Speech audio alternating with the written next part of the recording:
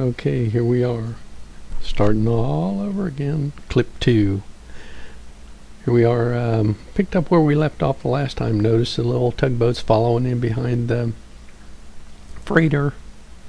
Once he gets in, off to the right there, in that under that arch, you see a little sideways road there. When the gates close, that road also comes closed from both sides and creates a road that passes under the center section, and there's a road on the other side when the lock gates are closed. It's a single lane highway, and if you notice up in the upper part of the frame there, see those buses and cars? Those are all lined up waiting to use that road once the locks close. The same happens on the other side. Someone flags the traffic, stops, they unload one side completely, and then they let the other ones go. This goes on continuously until the gates open back, locks open back up again, and then the people just have to wait their turn. It's funny because sometimes you'll see, or we saw a situation where a guy in a bus was just barreling down the road, honking his horn, because he wanted to go across. He knew the gates were going to open, and of course they wouldn't let him.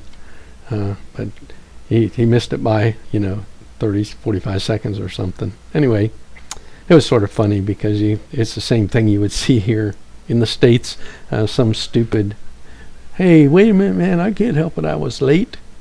Anyway, you see the little tugboat, he's pulled in there. They'll be dropping lines down to him, and so they can pull up lines to secure him into place.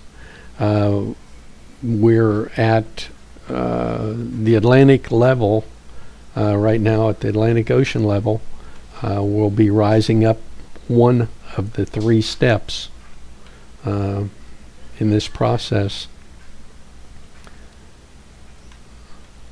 There we go, back. See, the gates are closing. Now, wait a minute.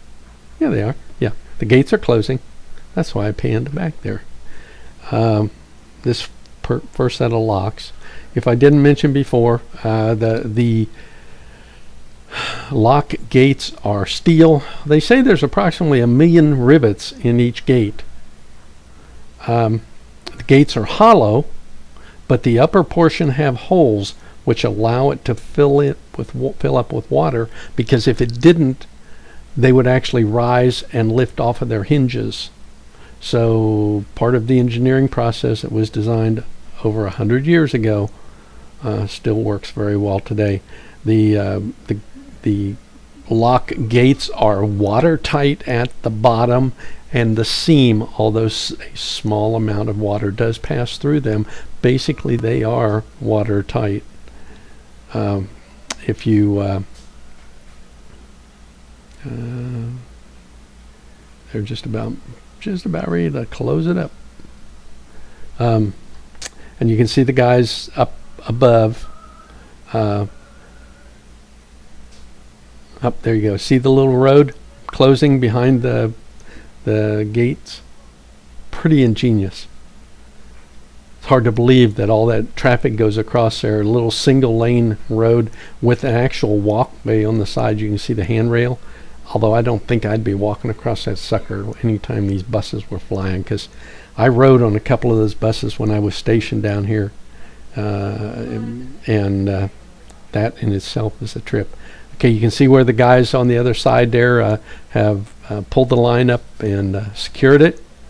That keeps now the tugs in place.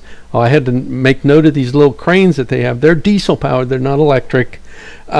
They're made by the Lima crane company in Ohio, and you'll see there's a label on them that says Ohio, but those little dudes, they're all over the place. They use them to, of course, to do maintenance on the little engines and whatever, and other parts of the canal workings.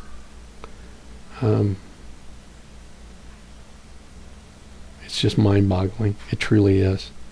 To think that this was all engineered, designed over 100 years ago, built over 100 years ago, and have to think of the number of people that lost their lives because this was absolute jungle territory.